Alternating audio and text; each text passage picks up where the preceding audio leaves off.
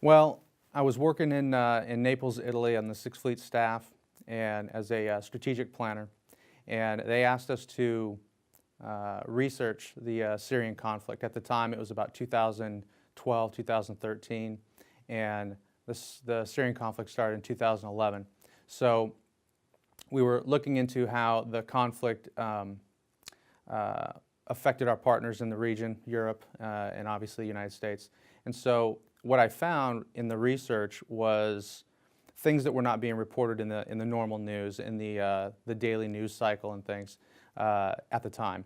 So that irritated me a little bit, just on the thought that there was this huge conflict going on and it wasn't on the forefront of the news.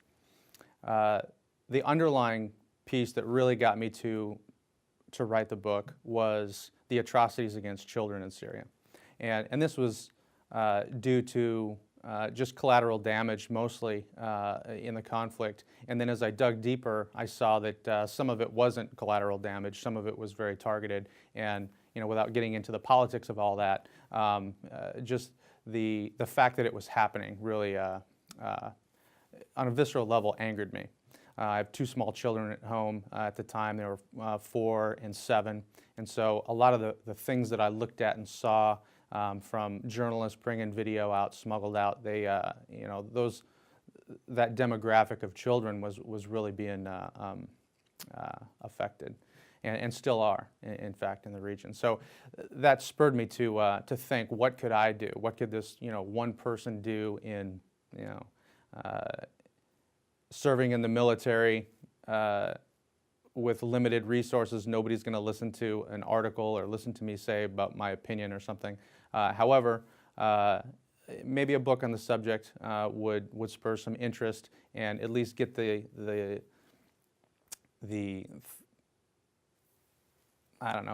issue out there a little bit more than it had been. So I couldn't really write a nonfiction book. I didn't have the credentials to write a nonfiction book. I only was really scratching the surface on the subject. And it was a very fluid subject at the time too. And so I didn't have the resources or the job to actually go to the region and or go into Syria like some of these journalists were doing and get the real information firsthand. But a lot of that research was taken from those journalists that were actually doing that. And so I figured, well, it has to be kind of wrapped in a fictional story to tell a nonfiction issue, or at least to bring to light a nonfiction issue. So that's what I decided. Well, I researched a lot of it just kind of on tertiary from my normal duties at work. So, not only looking up things and reports from the intelligence community that was classified, which there wasn't a whole lot of classified information out there, which was good for me because then I can't get myself into trouble. But almost all the research was open source information that was either being reported or being underreported, in my opinion, but was accessible. So a lot of it was reading those news reports, reading those articles from people that were actually writing about it. A lot of it came from outside sources from other than like CNN or the New York Times or something. They definitely had some reports on that during that time, but they were very shallow reports, as in they didn't go into a whole lot of depth. The Economist did some reports, and they did some very good reporting along a couple-year time frame, where if you stitch that together, you could get a pretty good picture. But again, it was wave tops. So some of the more substantial research I got was cobbling all of those things together. So BBC, Al Jazeera, Christian Science Monitor, a lot of different news networks to kind of get the real story. Once you put those all together, you can kind of filter through and you have left, right, and then somewhere in the middle is probably about what's most accurate. Was what I was tending to see. One of the biggest drivers of getting that visual feeling of what really got me to write the book was Vice News. There was one reporter, Robert King, who smuggled himself into Syria, got a bunch of video and smuggled himself out. Profoundly impacted me that there are people out there that are willing to risk their lives to get the truth out to normal people like us, to tell everybody in the world what's going on. And that I really respect that, and I still do respect that work. And his series called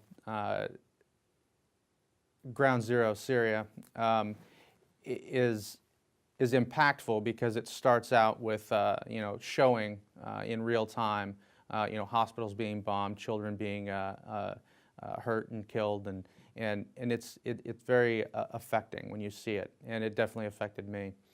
When I saw that, a lot of those snippets really kind of rolled around in my mind and brought together a mosaic picture of the region and the conflict of what was really going on there. Yeah, the most common trap is quitting. So there's many excuses to not write. My process for writing this book was, I would get up in the morning, usually 4 or 5 in the morning before I went to work, and write for an hour or two. If I didn't get up at 4, then I would get up at 5. But that cuts down on your writing time. So I didn't write at work. I couldn't write at work. It's too distracting, and obviously my boss would be mad at me. But an hour a day, it adds up. And so sometimes I would write a half a page, and my all-time high in 1 hour was 6 or 7 pages, which I was just flowing. It was just that information was just, I couldn't type it out fast enough. And then I'd be irritated that I had to actually get up and get ready and go to work. But quitting, I think, is keeping at it is obviously the key. Is the key to being a writer is to write. So you have to show up to work. You have to sit down and actually start typing, or some people write longhand still, and I wrote a lot of this longhand because I found myself sitting in a line somewhere waiting to mail something, or and I would have something to write with, and just start writing things down, and it helps because then you have some notes and you can just basically transcribe all that stuff. When you find yourself sitting in front of your computer on that, you only have an hour before you got to go to work, you better have something to write. So if you don't show up and write, it doesn't happen. The thing doesn't write itself. The two characters, one is Angus, is very obviously as a war correspondent, and I have him in his mid-50s. I wanted him to be experienced. I wanted him to be a little bit tired, and I wanted him to be fed up with kind of what he was seeing around the world. The conflicts around the world had been covering him for a long time, and I wanted this situation and this conflict to be a turning point for him, that he wasn't going to stand by and just take pictures or stand by and report. He was going to get into the story. And there's a mantra that journalists, especially foreign correspondents, say is, report the story, don't be the story. And it's more of their ethic to be, you want to be a fly on the wall, you want to report what's there, you don't want to influence the story. And I had one person tell me, well, he has this mantra, he has this ethic, but he breaks it in the story. And yes, I did that on purpose. I wanted him to break it. I wanted him to get to that point and go over the cliff and say, I don't care about the story anymore. I have to intervene. And that was his turning point. Was, I'm no longer a journalist. I'm a human being, and we're going to we are going to take some of this into our own hands and influence the story. And Jake Weston, he is, for me, when I was writing, he was the embodiment of ignorant America. I don't mean to say that in any disparaging way. It's just that people don't have the time or the vehicle to be educated on a lot of things happening in the world.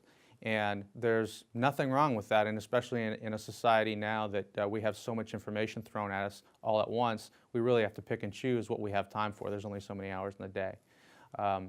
And so Jake Weston is caught up in his own life, as all of us are. And he is thrust into this position, and so he is ignorant America to me, not, you know, uneducated or stupid America. It is just ignorance, is that they don't have the information. And as he gets the information, as every human being likely would, he reacts in a way that goes from anger to action. And that's really where I wanted the story to go, is I wanted people to look at it, be aghast, get angry, and then at the very end I would like them to act. And so to me it's an interactive story. So I try and make that arc happen with Jake, is he is enlightened by what he sees in the real world, is angered by it, and then spurred on to action. When I wrote the book, I really had it in mind to be a movie. I would really, I saw the story in pictures. I kind of transcribed it as a novel, quite honestly, because it's easier to get a book published than to get a movie deal. But as soon as the book came out, I set to work to make the story, or to adapt the story into a screenplay. So I wrote the screenplay, and I was lucky enough to engage a producer that was socially conscious, produces socially conscious films, and he was excited about the story. His name's Eric Adams at Sleeper Wave Films, and he had done other socially conscious films like Supremacy with Danny Glover, which talks to race relations and things, and really liked the timeliness of the story, and obviously the arc of the characters and the anger to action piece of it. And so he optioned the material, and he's got it, and it's in development. So we haven't gotten to the discussions on who's going to play what part yet. Funding is still needed, but when I first thought of this project, dream big, right? George Clooney came to mind as an Angus Khan character. His age is age appropriate for the character, and also his charitable actions and things that he has been doing in the press to support positive action in Syria, I think kind of brought that to mind. But I think he would be a good pick for Angus. For Jake Weston, I really would love to see somebody new, somebody up and coming that can play that new Hollywood young role. And then there's also a female journalist character in it that plays a very strong supporting role that I wanted to make sure was in the book. Is there are many female foreign correspondents out there in war zones reporting just as hard as everyone else. And so I wanted to make sure that was a central supporting character in the book, and you see that Bobby character in there playing that role. And that was important to me, to make sure that we kind of included everybody that gives of themselves to make a positive change in the world. The solution for Syria, I think, is difficult because it touches so many areas in the world. It touches governments, obviously it touches people in the region, it touches our European partners, it touches the United States, and it touches at all levels. So government level, personal level. But there are ways in which people can influence that. Obviously we see governments interacting in a diplomatic fashion to try and do broker ceasefires. The UN is involved to try and help with those sorts of things. Normal people on the street, that's why I wrote the book, is to get them engaged, get people understanding what the conflict is about, understand that real human suffering is happening, and the things that we can do are support the NGOs, support the organizations that do that work every day, that help those people that are actually caught in the middle of this. Not necessarily helping the governments, but helping the people that are caught in it. Getting the book, proceeds are going to Save the Children, so all of that goes to the Syrian Children's Fund, specifically to help Syrian children. That's why I wrote the book. to get that awareness out there and to get that help to the places that need it. And not just for Save the Children, but for all NGOs. If there's anybody that wants to give to charity, that's a very good one.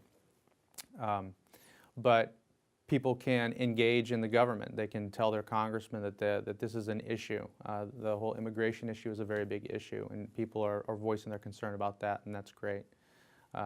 But being a part of the solution starts with the individual. So I would say that supporting those NGOs and those groups that support those affected people is a great place to start.